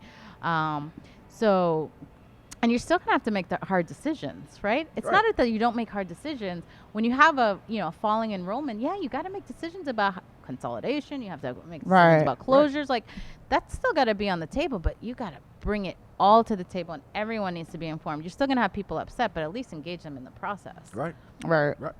All right, before we wrap up and we let you do some last minutes of final thought, 2 quick questions. One, do you support Kim Janey's weed legislation? I do. her equity I and do. inclusion? I do. love that thing. I do. call it do. green reparations. Yeah, yeah. When you said that to me, I was like looking it up. I was like, I don't know what that is. Green reparations, yo. I googled green reparations. Nice, By the way, nice. and I was like, he's probably talking about the cannabis bill. Right. So, okay, I'm glad I got that love one. it. I love And it. then the last thing is, would you support? So Boston's in this unique place. It came up last time. Mo brought it up, and then it blew my mind because I didn't even realize it, and I've never thought about it, even though I engage in all these towns. Boston's the only town I can think of with city council meetings that are during the day at City Hall versus evening, like Worcester's every in Mondays and Springfield, and they do them the same nights, and they have 10 times the activity from average people. They do a speak out for the first 45 minutes, and they got so much more engagement versus Boston. Do you Right. think that if you guys were going to do something next year, do you think you should move the time of it? Oh yeah, no, absolutely, absolutely. And you already have, counselors that are promoting that, already doing hearings on specific issues. Right. But the meetings themselves, I mean, a lot happens during. I happened to watch them online even before I was running. Right. Because there's just people don't realize how 11 much- a.m. on Wednesday. 11 a.m. on Wednesday. Yeah. It's just Who's not, showing it's- up? Yeah. It'd be like Yeah. 4 regular people. And then the Worcester joint, which is like a fourth of the size of Boston, Right. will have 40 on the Right. Reggie. Whenever Right. I go to the Worcester Public, Right. Worcester City Council Right. meetings, Right. it's like 50 people Right. there, pissed about something. Right. Right. Right. Okay. So last word, we'll give you 2 minutes to tell people anything you want to say, wrap up, and then we'll go into how to reach you and support you. So also Yeah. say your name again, Sure. what Yes. you're running for, your website, Okay. because people are asking. Okay. Alejandra Senki-Yang. I'm running for Boston City Councilor at Large. My website is alejandra4boston, all written out, .com. Right? That's what you asked for? Yes. Yeah. And so, I was someone who was born and raised in Mission Hill to a working class family and, felt very fortunate to be able to live in an apartment that we could afford. When my Right. father got sick when I was 11, my mother didn't have to choose between healthcare and the rent or food because we lived in an affordable apartment and she had a union job that gave her the benefits that could take care of her. My father passed away. She had what she needed to raise her 2 girls, right? And we lived in this, transportation center, right? She could get to her job in a reasonable time, Mission's great right? on that level. Right. So, so what I see is Boston is definitely a place. It has grown. We have in between 1950 and 1980, 250,000 people left the city of Boston. Wow. And the people who stayed here and the people who came here built this city and made it the powerhouse it is today. Right. Those are the same exact people on the front lines of displacement. Those are the same people most impacted by violence, by trauma, by the criminal justice system, by deportation. And we owe it as elected officials, as public servants, as leaders to represent those people in every aspect that we can. And that's what I want to do. And that's why I want to be a part of the city council. Because the decisions that we're making today are going to impact what type of city we want to be down. You said it. Right. No one can afford to live here They anymore, can't. They right? can't. I mean, and then you have, kids getting killed and not being covered, and the trauma that they're facing going to school, just overwhelming their ability to learn. Right. And so, we're a city. We have the capital. We have the resources. We need the political will to be able to make real change, and that's why I'm running for city council at large. So, September 24th. I asked for one of your 4 votes. You got 4 votes. Right. You got a lot of great candidates. There have been a lot of forums, so I've got to meet them all. They all bring something different and committed to the table. I asked that I one of wouldn't your say 4 they're votes. all great, but you can say that. Yeah, Right. Well, I am won't say that running- either, but this it's- one's it's- great. But you have 4 votes. So September 24th and November 5th. And if you want to be a part of our campaign, And you're making it. You know you're making it too. Let it be known. It's for sure we making it. Wow, Calvin. Well, yeah, That's No, I've been That's doing that. You know what nice. I asked David that he didn't Yeah. bite on? Good for Yeah. him. I was like, who's not going to make it because you make it? And he was like, pass. It's passed. Yeah, I passed. I took a hard pass on that one. No, look, we're humble. We're humble. yeah, We're humble. yeah, See, but- some of y'all in November, some of you not. Yeah. So yo. Calvin Even as a piece of work. Yo, Yeah. shout out to the homie Brian Murphy at Disrupt Boston. He put up on there Alejandra for Boston, right? And that's FOR. Yes. AlejandraForBoston.com. And you can do volunteer. We have tons of volunteer opportunities. We'll be in the marches. We'll be, we're hitting the doors at the end of the day. And the endorsements have been great. Fundraising has been hard. Your but it has endorsements are been popping going. this week. Yeah. Good week. But at the end of the day, the fight's going to be won on the door. So we need like volunteers like crazy. Shout out to the there. homie John Santiago. He called me yesterday. He's Yeah. like, yo, man, Alejandra's squad is diverse. He's like, I'm really shocked he got invited to that thing with Yeah. a bunch of Yeah. reps. And he Yeah. was just like, I looked at the room and I felt that same thing when I was at your kickoff. Yeah. And you see leaders from it's like Chinatown residents, Dorchester residents, Yeah. Roxbury, Yeah. JP, submission people. I was like, Yeah. this is Yeah. like ill. Right. I've been here my What's whole, up? been in community my entire life. All right. So this was our interview with Alejandra Saint Guillen. Thank you. Thank you. This was good, right? Yeah, it was All good. It was right. great. Awesome. High five. Oh, Yeah. do you high five too? No, or I'm that's gonna just hug his you. She's too? gonna give you a hug. Little black girl magic hug. Get some of that black girl magic dust on you. And we have to actually Yeah, me. meet. Yes, yes. Yeah. I Great. would love that. I don't know if you heard the piece that I was talking about, budgeting through an anti-violence lens, and I know you talk about that all the time, Drop the and joint. that's what I want. We about to get Yeah. into some Yeah, stuff. yeah, we really, gotta get into because some we don't want ratchetry. you to get in We trouble. gotta get into some Yeah. ratchetry. Oh, okay. We Okay. got like 30 minutes. Right. Support the homie. It was great to have you here. Can we give a shout out to, is this the niece you That's said? Jer Marie. Jed Mari. Y'all know Diaz Latinos in our damn names. Martinez. Jed Mari. Jer Marie. You know Well, that. it's Gerald Shout and out to Marie, you. I so love you know how it. we do. We know how we do, right? I knew And it. so she's been here the whole summer helping me with my son, because I have a 2-year-old. Awesome. And so she's leaving on Wednesday. Yeah. Mama's on the campaign. Hashtag Mamas in Government, man. Mamas in Needed Government, yeah. ASAP. And you don't Yeah. realize how Yeah. difficult it is to run a campaign and be a mom. It's Huh. crazy. I couldn't do it now. That CJ even 7 start. months. I couldn't Right. run for nothing. Right. Like Right. just the thought of not being with him that amount of time drives me crazy. Oh, It's hard. man. It's hard. Yeah. Yeah. I'm gonna go get him now. Actually. Oh, so- yes. All right. Thank Thank you. you. Thank you. Thank you. I'll Much love, text Mana. you. I'm mad I can't Yeah. run out to the car, but I'll see you Okay. sometime this week. Okay, yeah. But I got it in my trunk. Okay. Perfect. Thank you. This was fat. Is this yours? yes, I always. Bang. do that. It's a nice one too. Right. Shout out to having nice pens out here, not ratchet so pens. Should I move over? Yeah. Let's get it popping. Make those one. It's about to go down. You Oh yeah. No, stupid. let me update the post real quick. Okay. It's about to go down. You stupid. Kevin Hart voice in parentheses. Okay. So let's start with the shits, man. We can't even go to MGH out here. What are you doing? What's Listen. going on? Listen, let me explain something to you. So, if you first off, let me just breathe for a second, today has been really crazy. I started my day off with CJ. Lord have mercy. He is like cute overload on Facebook too. Yeah, he man. is. He's cute in real life. When I tell you this kid wakes up laughing and like cracking up and kicking you with his feet and laughing and like His facials are hilarious. There was one where he was holding the phone, and then he gives this look. he's a you whole know, and, he look- mood. and I put on it caption like, "Hold on, Grandma. Now y'all hear I'm on the damn phone, right? I know you heard me on the telephone. I'm on the telephone." Like it was like it reminded me of like an OG black person that would school you in the '80s. Yo, like it reminded me of Martin Lawrence. Like I'm on the phone. Where's the respect? CJ is a whole mood. Some of the faces he be making, especially when people be like, "Oh, hi," like that don't know him, and he look at them like, "So you're kind of close to my face." Yo. It's bananas. But anyways, so I did that, and then I had a really dope meeting with Counselor Edwards, and then I shot over to Superior Court to support a young man.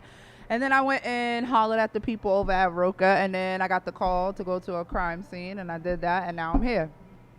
And I got a date tonight with my family at Boston Bowl, so it's great. Nice. Yeah. But yeah, so MGH. So you can't go to MGH No. now. No, we can't go to MGH because Mo gotta like hurt the. So let me explain to y'all what male happened. ego. Let me explain to y'all what happened.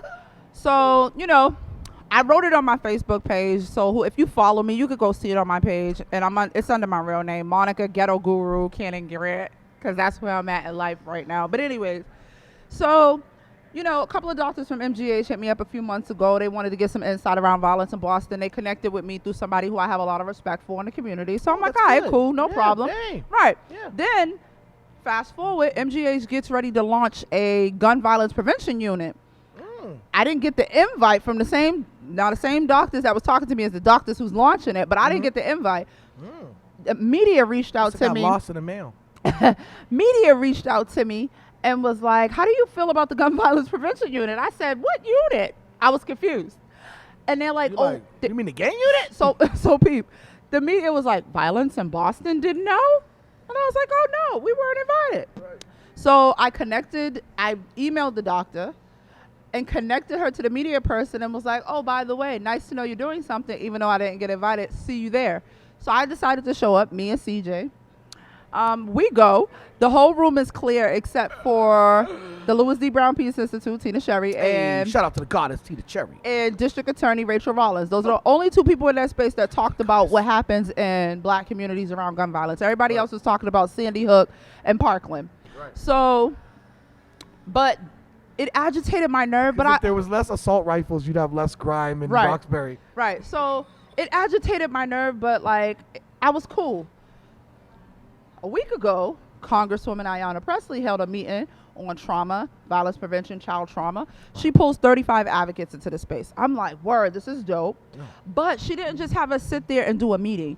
She actually had action items that she was working on, from Nice. legislative to more funding on a federal level for those of us doing this work and struggling. Right. And we talked about representation and mental health care, all kind of things.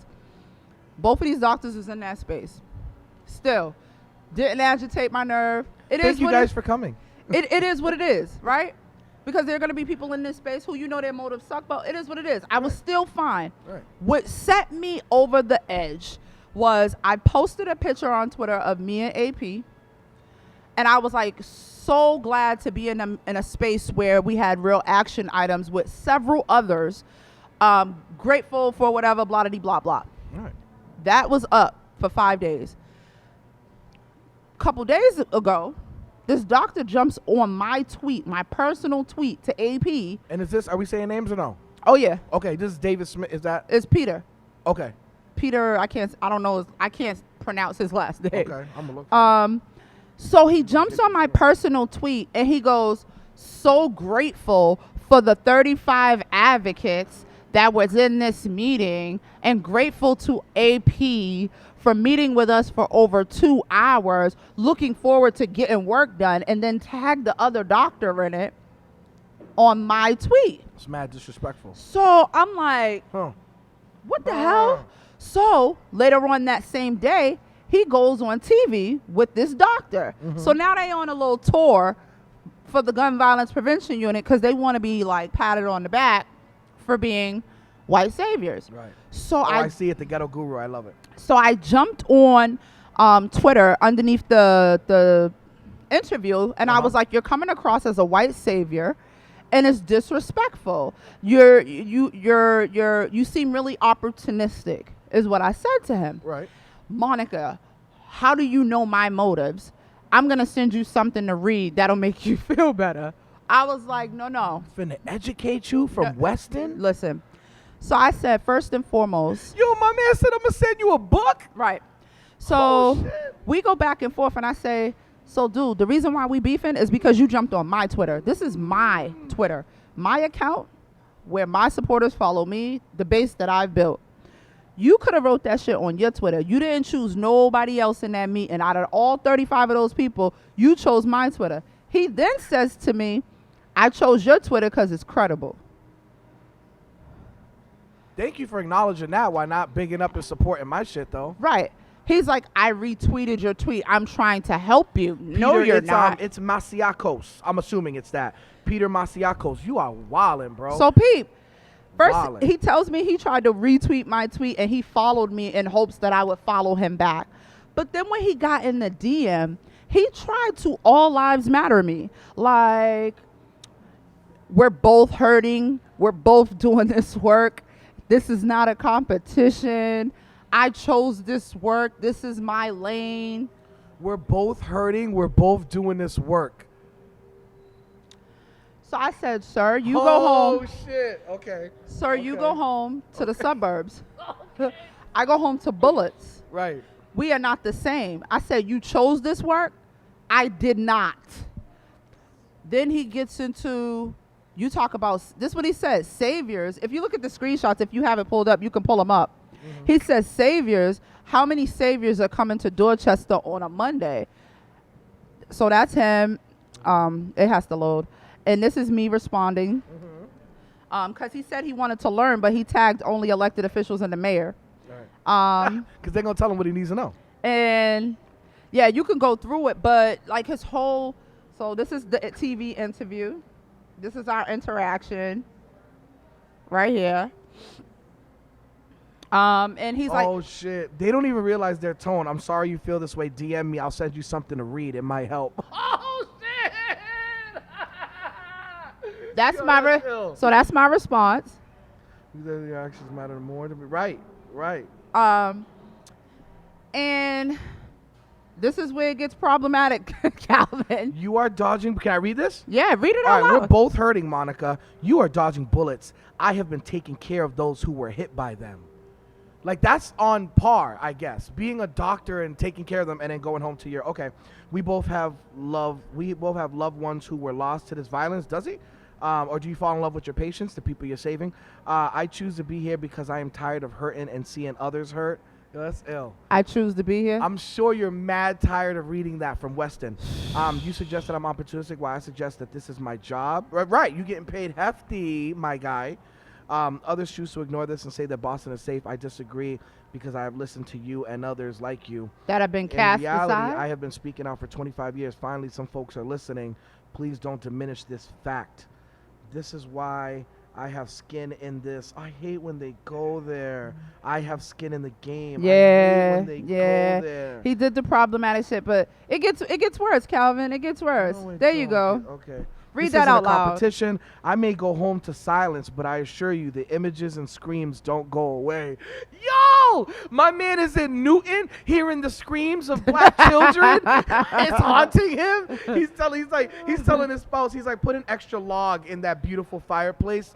I can't get little baby Tyrone out my head. Yo. The images, babe. You don't understand the fucking No, images. keep reading out loud because I need Oh, people to shit. understand that the Okay. level of ignorance They when don't go talking away to them. ever.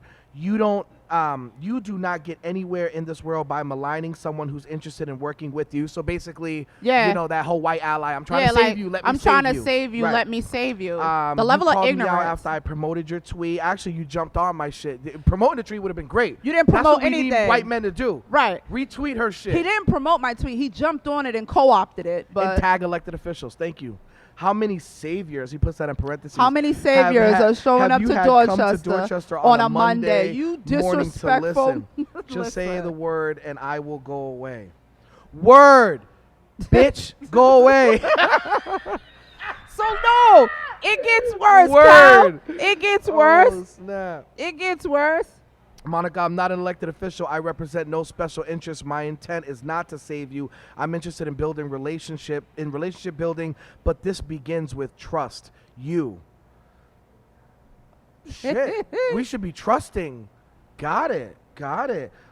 You are mistaken. I tagged 2 this morning. My colleague, Shauna Stacks, and he tags her, and not one So politician. I break down for him how he had me fucked up and where he had me fucked up at. Nice. And then he goes on. I am not attacking you. I followed you several days ago and had hoped that you would follow me back so that I can DM you. I retweeted you hoping that you would reach out. You could have called me or emailed me, both public, but instead you called me opportunistic and a white savior. Sorry, I tried. I so want to work with you, but this has to be mutual. We don't got mutual skin in the game, and they ain't mutual respect. You jumped on my Twitter account and tried to co-op it. Now you're telling me basically I need to shut up because you want to work with me? This is my I don't give a shit about working with you face when you try to co-op my shit. I don't work for you. I'm not on your payroll. Like, the level of ignorance is just atrocious. And God, Oh shit, here he goes. I understand you have rules. These rules are now clear. I've seen lots of hate directed at me as a result of your tweets today. I wish that this didn't happen. Now it's time to get some rest. Yeah, like how often is this? White person starts whiting on social media, and then some people call you out, and a bunch of black and proud people tell you that you ain't shit for it, and then now you're getting heat for it, and now you're being threatened, and now you're like, I've seen hate thrown my way. So I'm like, so now you get to play victim for something that you started. I was minding my business. You jumped on my Twitter account. You tried to co-opt it to promote yourself, and you, out of his words, were, because you're credible is why I jumped on your Twitter. So you knew what you was doing. Right. Right? Where Because you you didn't were do it going. to nobody else. Right. You knew what you was doing, and you thought I wasn't going to call you out on your shit because you got some educated gang symbols at the end of your name. This is my I don't give a shit face. Listen, let me tell you something. So many clear folks have tried to come along and claim to be allies when in all actuality they can't stand my fucking guts and they want to co-opt my work and take my intellectual property but not have to deal with me, and I'm not here for the shits. No way. Period. So I know I'm not going to get invited to the next meeting with the two of them, and this is my I don't give a shit face, because if that means that I get into a space and listen to a white man tell me that he knows more about this work and about what needs to happen in my community than me, then I don't need to be in that space. Also, you opened up so let's lay out some things, Calvin. You opened up the gun violence prevention unit at Mass General Hospital. Right. Mass General Hospital is 23 minutes away from the hood. Do you think that black and brown folks is going to go to BMC or MGH? That's Right. first and foremost. Right. Secondly, Mass General only has 11% black people employed. Right? Okay. Thirdly, healthcare facilities under partners discriminate against black and brown kids who are labeled gang involved. Absolutely. And deny them home health services Right.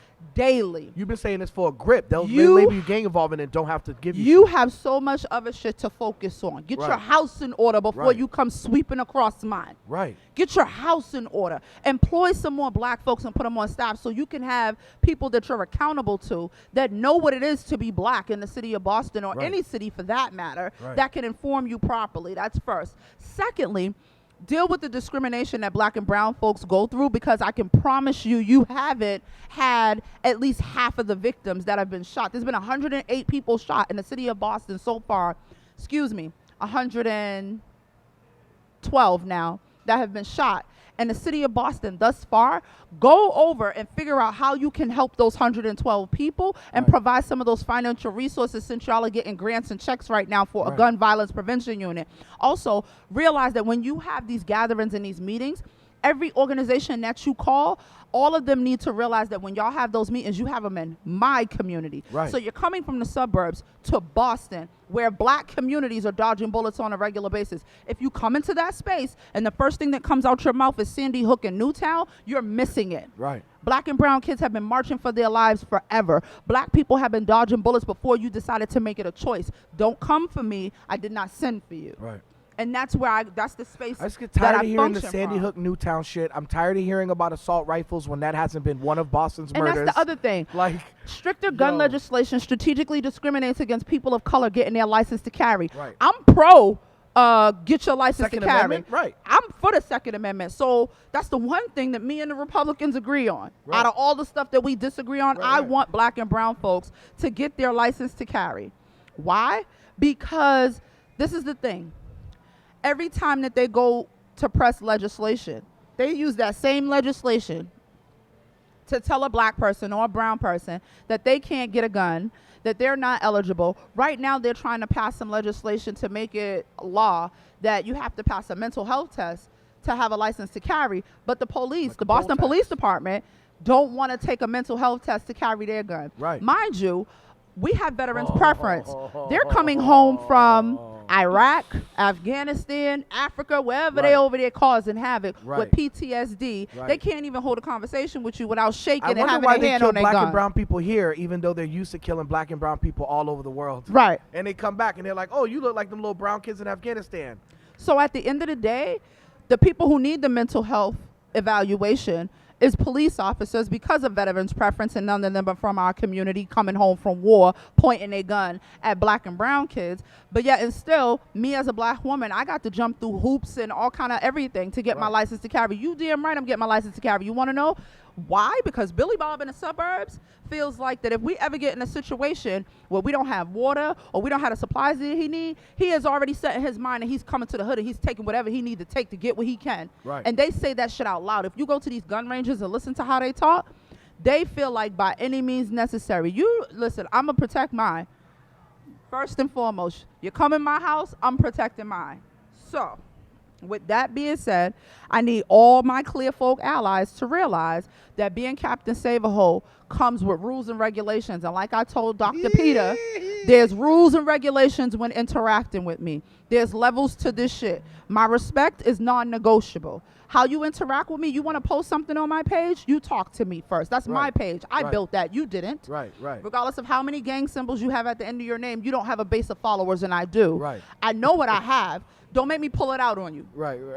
Like, I'm humble until you force me not to be. Yo, shout out to the homie Catherine Osena, Killer Cat from Chelsea. She said, just imagine that this man is delivering care. And Oh, that shit'll absolutely. scare Can you you real imagine quick. how he talks to He's black and delivering brown care. folks? Right. He's delivering If you care. are shot and you go to Mass General Hospital, can you imagine how he's talking to people? And then she said, y'all, I have stories. I worked in those programs from the hospital for 20 plus years. She's cool with Dimple and Damali, and they have Okay. done anti-gang work for a long time. Right. And sometimes in conjunction with some of those hospitals, including MGH. Right. So thank you for that, Killer Cat.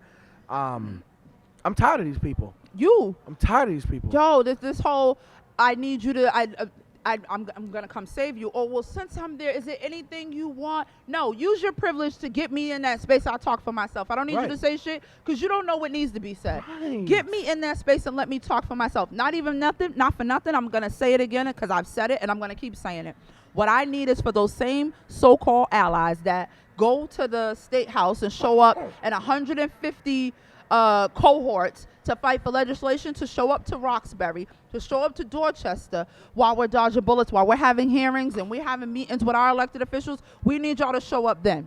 Right. That's when we need, and I don't need you to show up and bring nothing. Just bring your homies. Bring Mary Kate, bring Kathleen, Beth, bring Katie, bring every fucking body. Right. Because when I'm yelling, I'm the angry black woman. But with y'all standing behind me, oh my God, we have an epidemic. Right.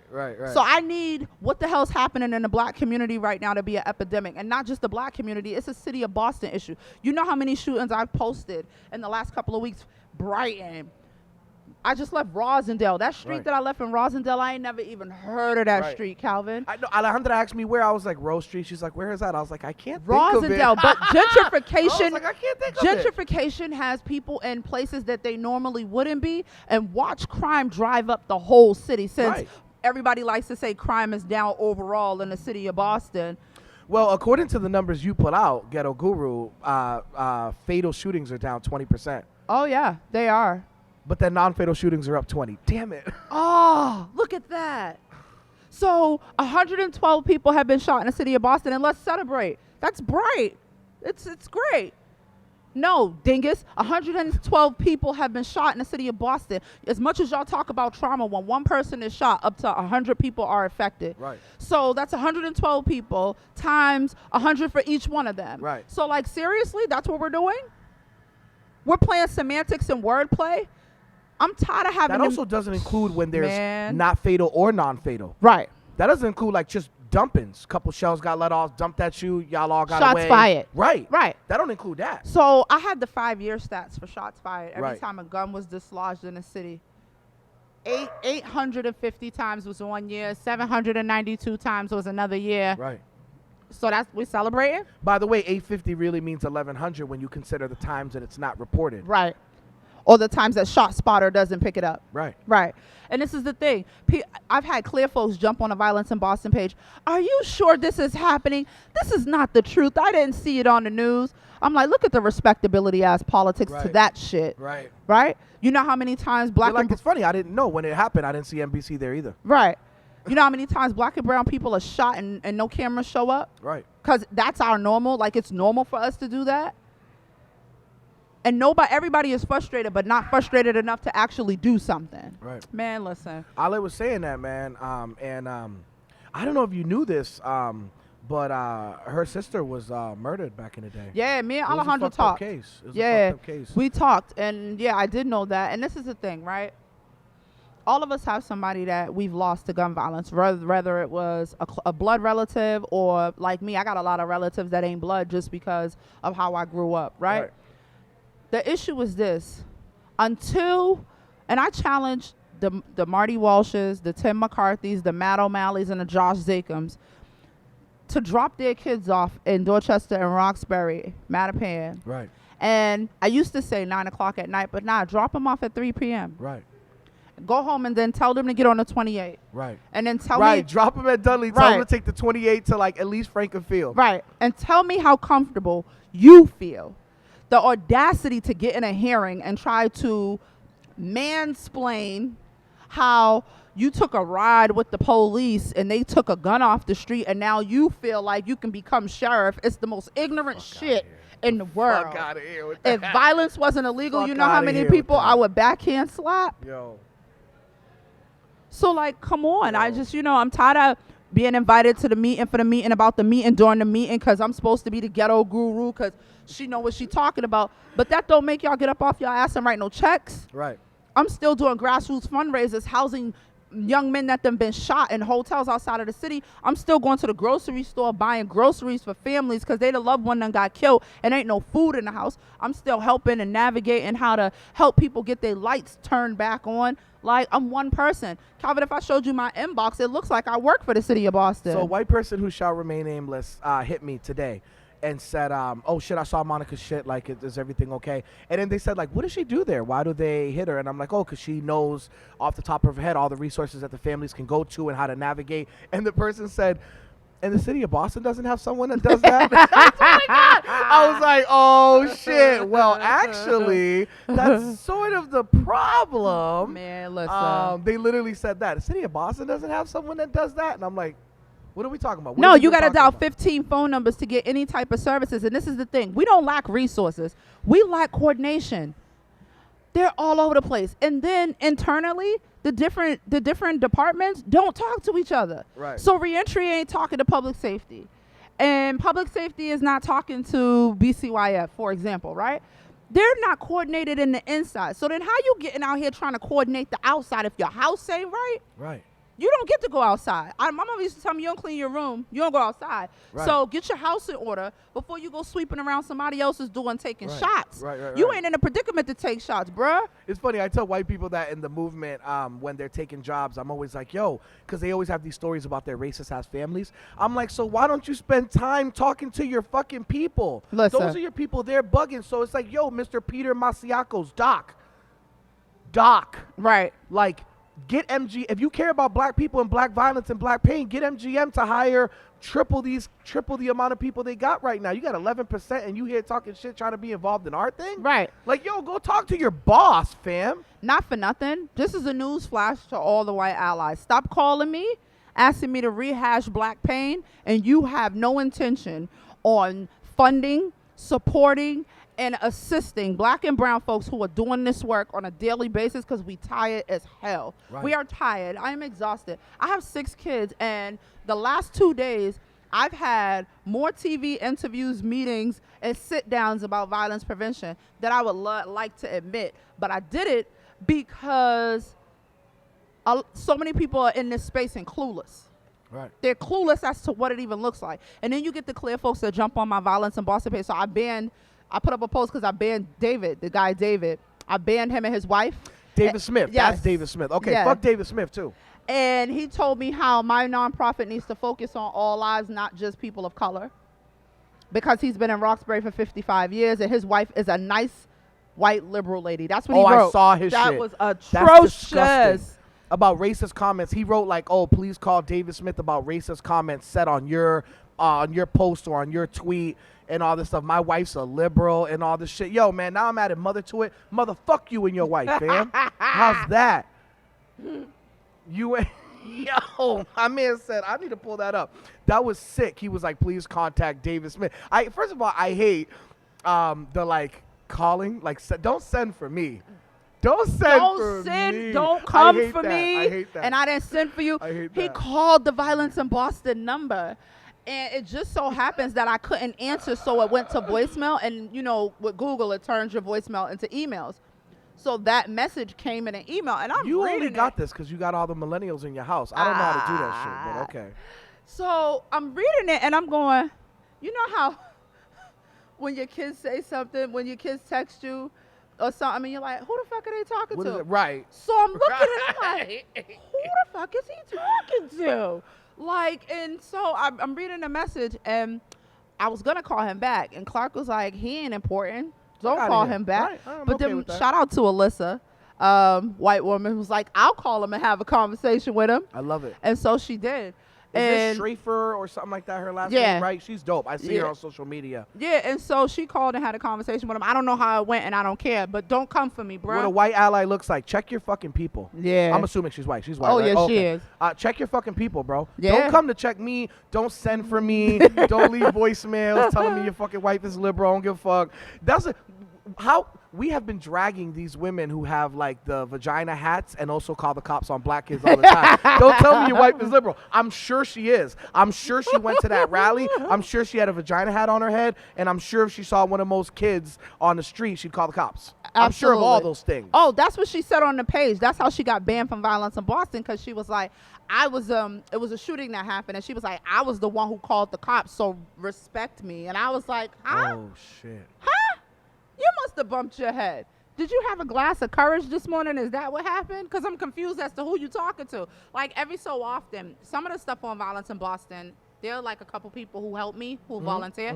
So some of the stuff I miss, but every so often I have downtime to actually be the one on Violence in Boston, like interacting with Right, people. right. And I just so happen to have time.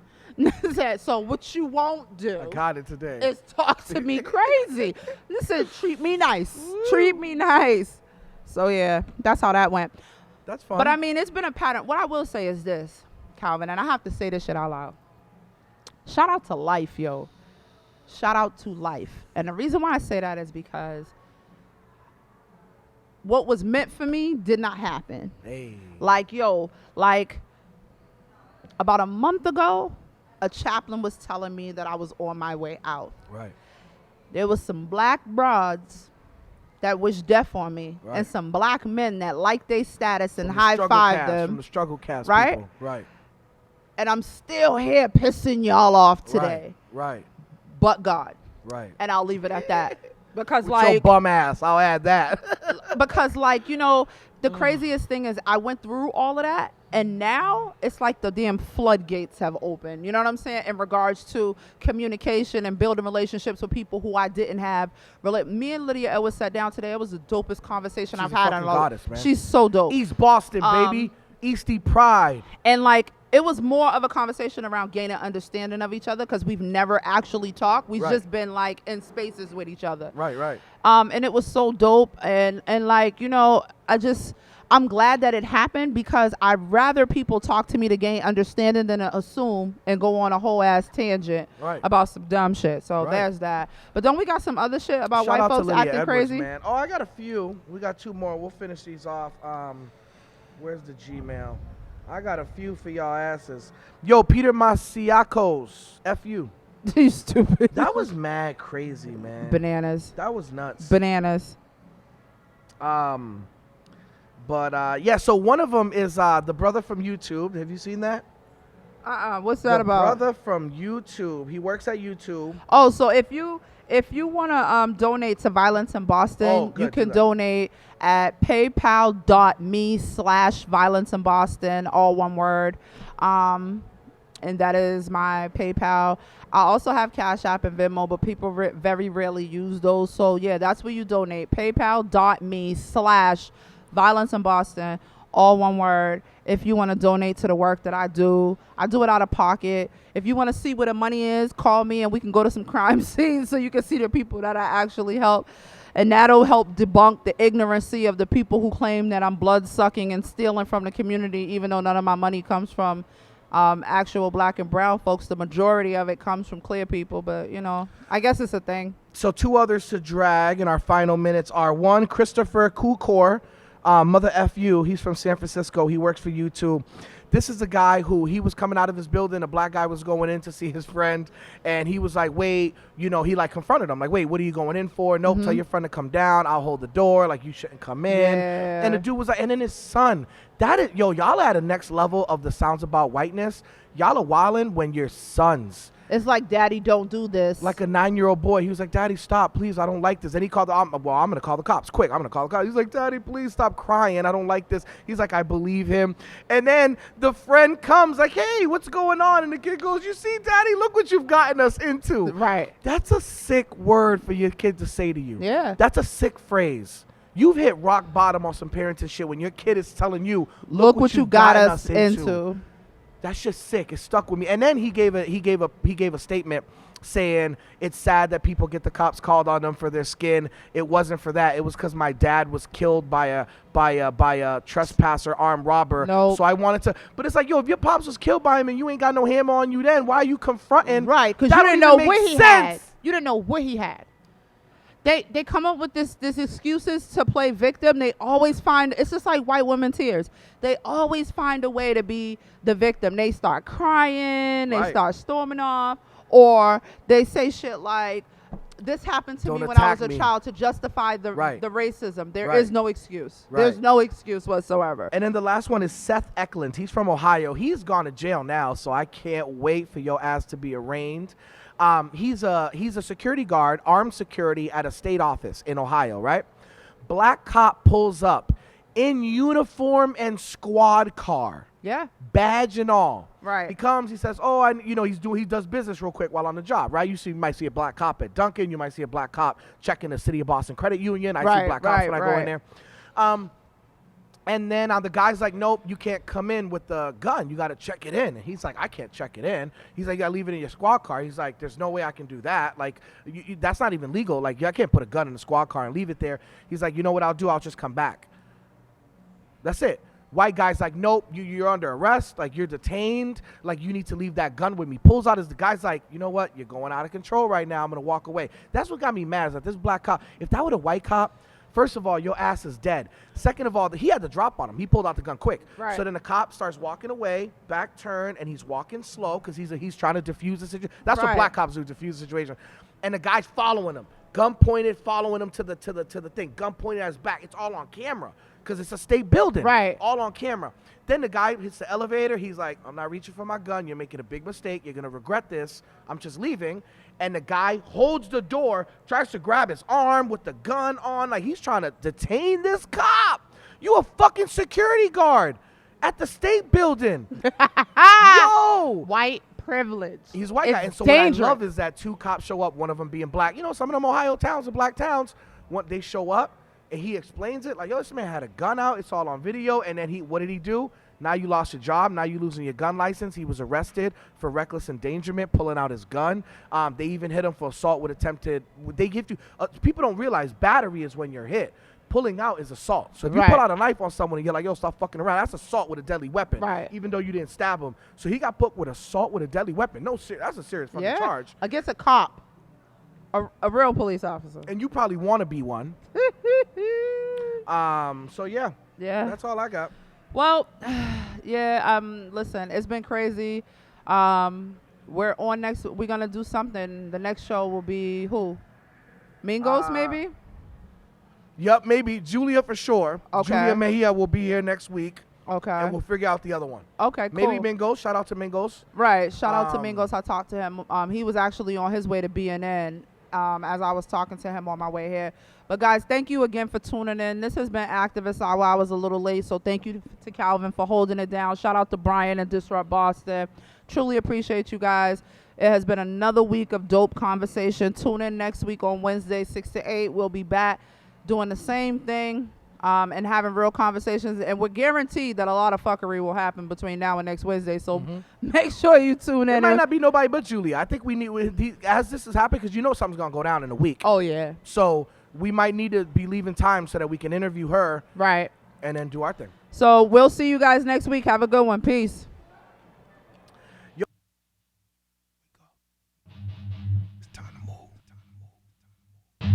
right now. Come on. Hold this. Yeah. Been waiting for this. All our lives. No.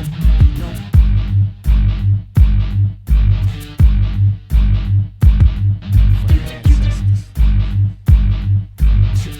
Foundation.